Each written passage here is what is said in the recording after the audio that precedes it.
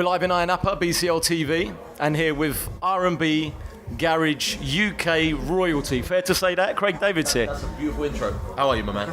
Very well, how are you? Very, very good, thank you, brother. Cool, good to see you. Before we talk about new, I just want to touch on old very quickly. Inspiration-wise, I guess you've been asked a ton of times about musical inspirations. What about DJ inspirations? Is that something? Do you know what? It was funny, like the early days of me growing up, so it would have been, I was listening to, like, say, the Chris Goldfingers on Radio 1, and at the time Westwood had his show doing this thing, but then I actually it was the reggae sound systems that I grew up through with my dad, so Kilimanjaro, Black Cat, Addis, Lord Gelly from the UK, David Rodigan, so I was all about that side of things, you know what I mean? And then I've seen the wave of it going through from jungle, then with Shy FX and them guys kind of doing their thing, then moving into the EDM and the birth of David Guetta's, Calvin Harris's and the Avicii's and that stuff. Hence that little bit of dancehall reggae, if you like, in all your TS5 bits and pieces. Yeah, do you know what? TS5 has given me the opportunity just to flex like I used to before I was quote unquote artist. I was DJing first I was MCing for another DJ back in the day. Really? I was his box boy and doing MCing. Then it went from, I'd do the last 15 minutes of his set when he was talking to some girl and he was like, yeah, you hold the decks. I couldn't wait for him to clock some girl and want to go off and talk to her so I could do a little 15-minute set. And then it slowly built into me doing my own residency around the South Coast.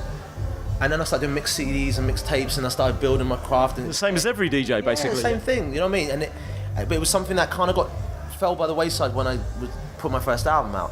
All I've done is pick it up again and reintroduce it into my live show, and it's just allowed me to do everything that I felt I'd kind of slightly missed about being able to play an next man's record or play an instrumental and freestyle over it or play a throwback tune or play something new. It's wicked. Well, it's funny you should say that. I remember on my way down here today, I remembered something. It must have been on maybe on BBC Newsbeat or something like that, where it might have been after the time of Born to Do It, where you travelled home and there was still a pair of decks set up and you had a little go.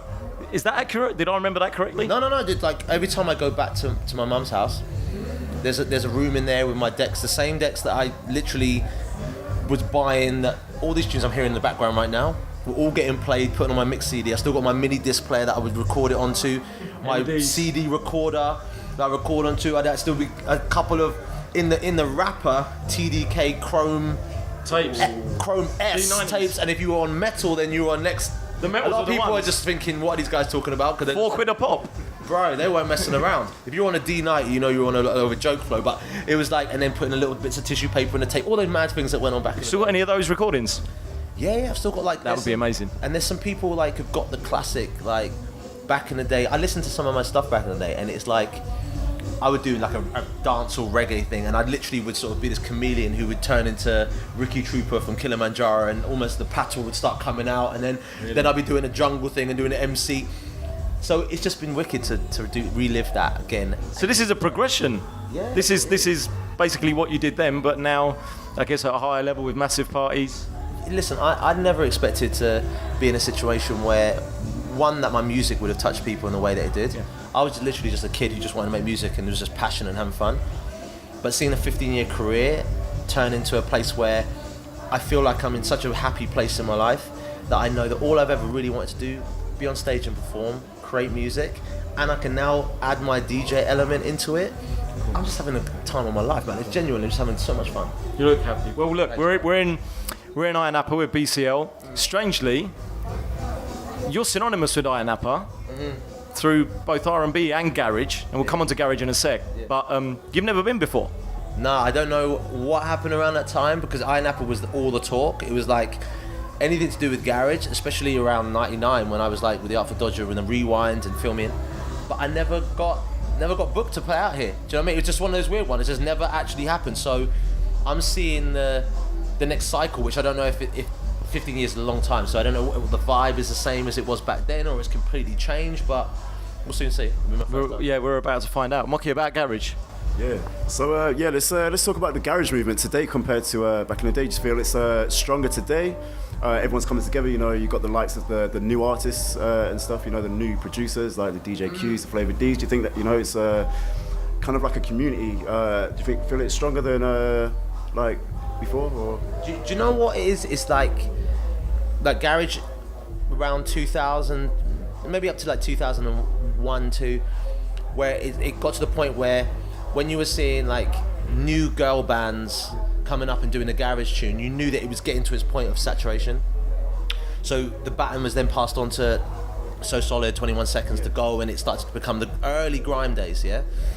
When underground needed to go there, because anything that kind of feels like it's getting too pop and people try and put it down. What's beautiful now is that garage has met, especially like even with When the Bassline Drops with Big Nasty, garage has met grime at a point where grime is coming to the mainstream, which is a great thing, because I think pop is not ever to be something like to be looked at as like, oh, I don't want to be pop. You want it to be popular. That's the definition of pop, yeah? But it's just the essence of it wants to stay cool and remain that. And then seeing the likes of Stormzy having a top 10 hit with a freestyle, seeing Skepta kind of getting mad love, Kano with his Made in the Manor album going in like crazy. There's great grime records that have kind of now got to the point where meeting up with Big Nasty When the Bassline Drops was pivotal for me, because I'm working with one of the grime legends. I'm doing my garage thing with him, and when I told him, bro, do you understand that we're on Jonathan Ross mainstream prime TV in the UK? As a grime artist, you're in front of the whole country. All kinds of demographics and genres are watching you right now. This is not just a grime thing just from locally around my hood. He was like, bro, I didn't really know. Because bro, this is moving. This is in a different place. So garage now is kind of, it's a little harder. The drops kind of are a little harder, because if you go to some of the throwback songs, there's some that still kind of that bang. Don't get me wrong, but it's just that grime kind of made it. You kind of have to make it pop a little bit differently, yeah. Production's still there, but there's a new wave of people of garage raver that have never heard garage, and that's kind of exciting because they're hearing When the Bassline Drops and thinking, what is this? They're hearing One More Time and being like, rare. Flavor D with her new record that she did. It's a nice time for garage music. Before you go on, let's touch on that a little bit. Let's touch on your new music. You've spoken about everybody else's new music. What about your new music? What's coming? Is it R&B? Is it garage? Is it grime? Is it a fusion, an amalgamation? Tell us what we can expect from you. I've been this album, weirdly enough, like I was just talking to my manager recently, it's been 6-7 years in the making from the last studio album, and it's gone through so many different journeys until it found its natural place where I was working with a lot of young producers who at the time were very like new. So for example, when I was working with Blonde, they were just about to put their first single out, and then we ended up putting Nothing Like This out together. Scott White Nerd, who did produce When the Bassline Drops and One More Time, was just working on the bits and bobs up in Manchester. The stars aligned, we met, and all of a sudden you've got 2 records out in the charts and a couple more tunes on my album. What's happened is that I just wanted to go back to basics.